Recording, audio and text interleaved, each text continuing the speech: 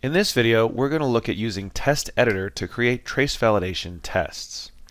To create a new trace validation test, you start by going to the Test Editor menu, selecting New, and then selecting Trace Validation. This will open up a trace validation template. There's really nothing going on here except for one state, two events, and a couple success or fail states, but we're going to go ahead and modify this throughout the course of this video. First of all, I want to point out in the toolbox the items that you're going to use are under Trace Validation and under General. You don't need to concern yourself with anything under Advanced Trigger. Now the way a trace validation test works is you'll have a series of states, and those are shown by boxes with rounded edges, as you can see here. So the states are basically blocks where the trace validator will sit waiting for something else to happen. There are actions associated with states that can fire when you move into those states, and we'll come back and look at actions in more detail in a little bit. States can then have one or more events tied to them. The events are a series of validators that have to all be true to then cause that event to trigger. And when that event does trigger, it can run certain actions and modify things like counters or log messages, and put that kind of stuff into the application. Once that event triggers, you'll have a transition, and the transition will move to another state. Now this other state can be a final state, so that means the trace validation is over, as would be the case with this success or failed state. Or it can just be another state set up to wait for more input from the system. So to start looking at all these components, we're going to create a simple trace validation file. To do that, I'm going to just go ahead and move this event 2 down out of the way a little and move this fail down out of the way a little, so we're not going to work with that. We're going to look at this first event. Now events can be named whatever you'd like. They're there for informational purposes, so you can call this something that helps you identify it later if you'd like. So what I'm going to do is create a trace validation file that simply looks for a PATX GET request followed by the PATX GET comp from the other side. So to do that, we'll start by creating our first event, and we'll call this PATX underscore get underscore request. Now, I need to set up all the validators that tell the system when this event is to fire. So I want it to fire when it finds a PATX GET packet. To do that, any information about the packet itself is going to be a metadata validator. And I'll create one and show you all the options that you can look at with a metadata validator. So I've just right-clicked the metadata validator section, and I'll click Add New Metadata Validator. Now you'll see I get a default. It's looking at packet name equals, and there's nothing there, but it's looking for a literal value. With this selected, I can edit that information over here in my Properties window. Now if your Properties window isn't visible, you can get it back by going to View and selecting Properties window, or simply pressing F4. So what I want to do is set this up to look at the packet name. So that's the default, so that's going to be fine. But you can also look at the packet type, being UniPro or UFS, the link width by 1 or by 2, the gear, 1, 2, 3, the speed, whether or not the packet's preempting, its direction, its position in the file, being in the middle or the end, all kinds of information. Now whenever you select one of these, the next drop down for the values will be filtered by that particular option. So for example, I want to look for packet name. So then I want to come down here, and there are 3 options in the validation target. So the source in this case is the name. The target, what I want to look at, I can either look at literal, other pieces of variables or metadatas or fields, and all that stuff will come back and explain. But literal means to look at whatever value is typed into this field and compare it directly to the packet name. Now if I hit this drop down, because I've selected packet name, you'll see I get a list of all the different packets that are available for UniPro. In this case, I want to look for a PATX GET request, so I'm just going to select that. The comparison can be equal, not equal, greater than or equal to. It can even be contains. So it could say contains PATX, in which case it would look for any packet that starts with PATX. We're just going to leave this as equal for now. So I'm looking for a packet that is literally equal to PACP get request. So I'll click out of my properties dialog, and you'll see over here that is now filled in so I know what this is looking at. So right now, if I do nothing else, this particular event will fire as soon as it sees a PACP get request packet. It will then move on, in this case, to the success state. But we don't want to do that just yet. So I'm going to drag the success state out to the right. I'm going to click on this transition and delete it. And I'm going to add another state to our state machine. We also don't need this event 2 any longer, so I'm going to delete it and just slide my failed event over here a little bit further. So to add another state, you come over to your toolbox and you can drag a new state onto the workbench. Once that state's there, you'll notice it comes on in a collapsed format, but you can expand it by clicking these little arrows and it'll look just like your idle state. And you can rename it. So what I'm going to rename this one is wait for PACP get conf, because that's what I want to have happen. Now I need to tell the event to move to this state after this event fires. To do that, you can select a transition, you click on the event, and you drag over to the next state, and you'll see I now have an arrow. So when this sees a packet name of PACP get request, it will move over and now wait for a PACP get conf. So now I need to create another event that looks for the conf. So let me just slide this over a little bit, move success over, and we'll drag on an event. So to do that, you have to take an event from the toolbox and drag it. And you'll notice I can't just drop this anywhere on the work surface. Events have to be associated with states. So as soon as I come over a state, I get a valid drop icon and I can let that go. Now I have to set up an event that waits for a PACP get conf. This is quite simple and it's done just the way we did the PACP get request. I'll add a new metadata validator, packet name equal to, and we'll scroll down to PACP get conf. Now this will wait for the conf, and then from there I can drag another transition on. So I'll click transition and drag it to success, meaning I found a PACP get conf. Now this is very, very simple, and this actually isn't quite ready. Let's rename this event to PACP get conf just so I know what it was. If I were to run this, it would fire on PACP get requests in one direction or the other, and then it would fire on confs either in the same direction or the other direction, because we haven't done anything to further limit where it looks for these packet types. So we're going to take a look at a couple more features of trace validation that will allow you to look for the get request in one direction and find its corresponding conf in the other. So to do that, we need something called variables so that we can set which direction we found this particular get request in. So to manage variables, you can right-click your work surface and select Manage Variables. This variable management window will pop up, and from here I can add a new variable and I can give it a name. And what I will call this variable is request underscore direction. So that's going to tell me which direction the variable came from. Now, you can have your own sort of coding standards. You can have this just be a name. You can add other pieces of information. But because there are different variable types, there are global and local variables, I recommend prefacing this with a V and then the name of your variable. V for variable. If it's a global variable, you could preface it with a G. So I'll just click OK.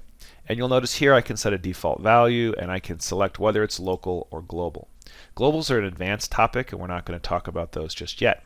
So I'll just leave this as local, and for now the fact that it defaults to a 0 is just fine with me. I don't care actually what it defaults to because I'm going to set it once I see my packet.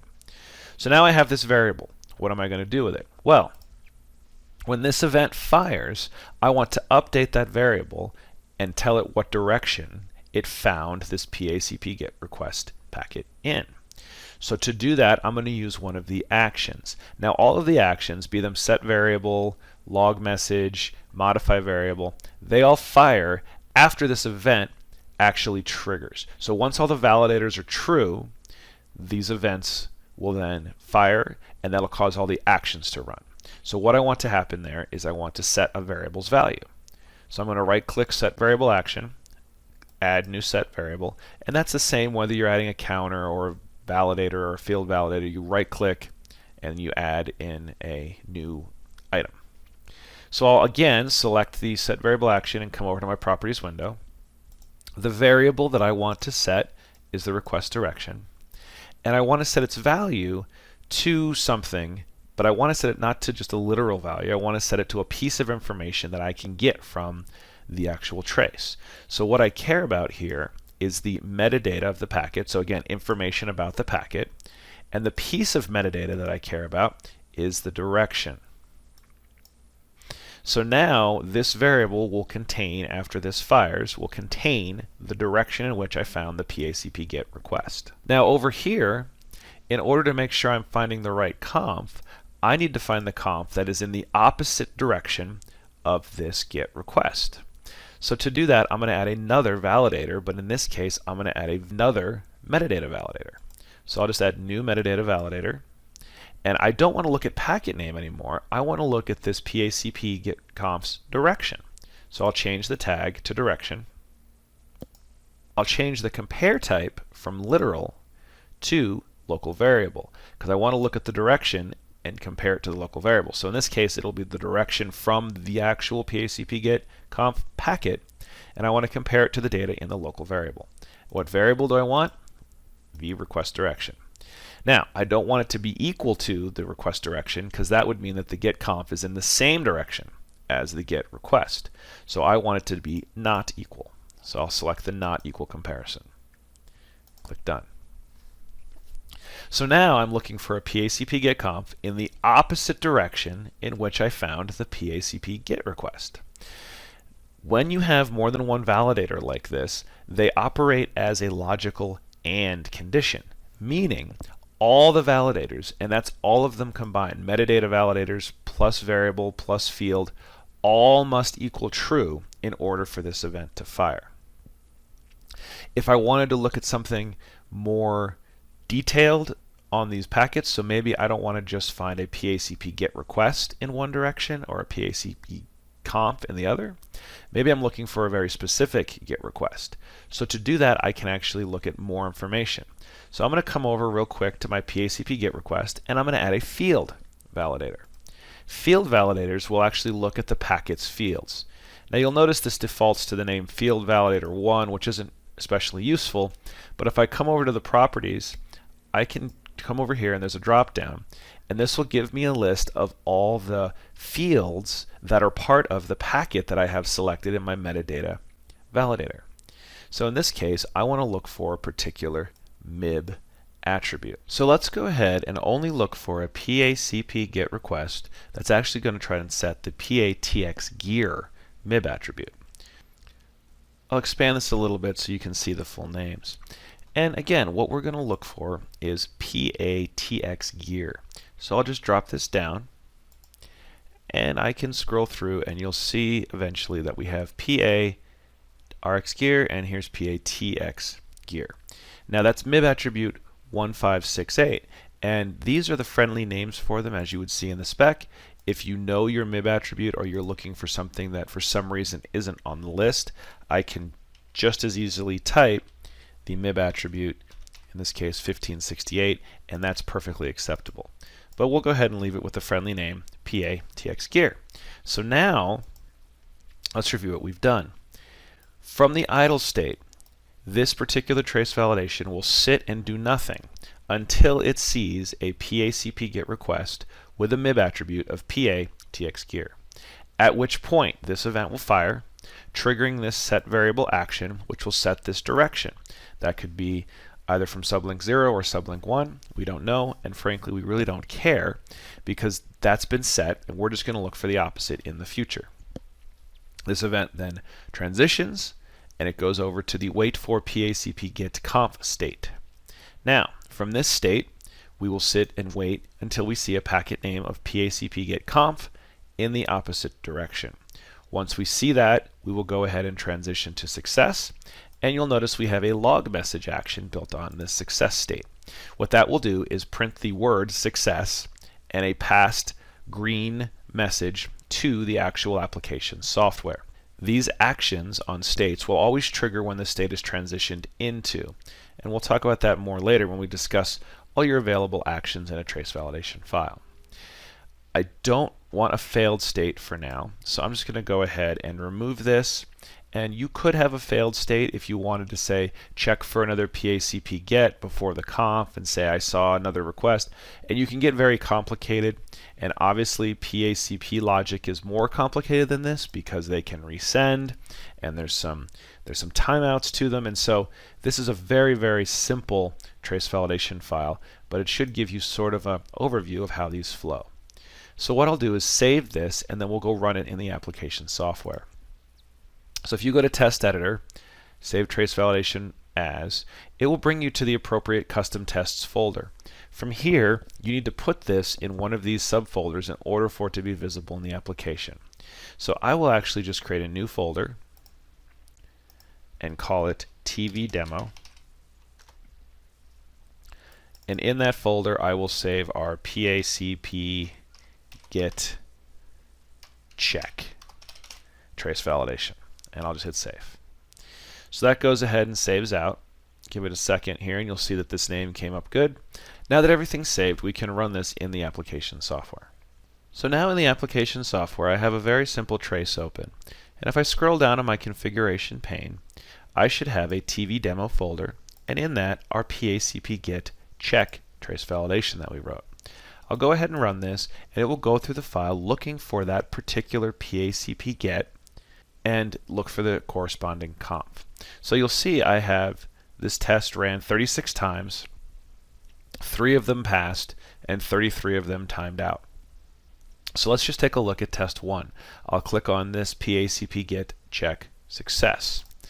And you'll see here that that ends on this conf. And anytime you run a trace validation in the software, you'll get this little marker next to the packets if that packet was involved in the test. So in this case, it found the PACP get, and if you click on it, you can see the MIB attribute is 1568 or PATX Gear, which is what we were looking for. And then in the opposite direction, it finds a PACP get conf. So that trace validation ran, and it logged our success message as we told it to. Now you'll notice there's a bunch of other tests here, and none of them succeeded except for these last 2. So these all in the middle, they timed out. And they all timed out with a message, end of trace reached before test completion. So let's just click on one of those to see what that looked like. When I click it, you'll see we jump way down in the trace, and we see this end of trace. So we've actually reached the end of this particular file's data in our trace before seeing what we needed. So what we should see is that someplace prior to this, we saw a good PACP get request. So I can either just start scrolling up and look for this in test marker on the other packet that was involved, or if you want to quickly narrow it down, we have a filter built into the application called test.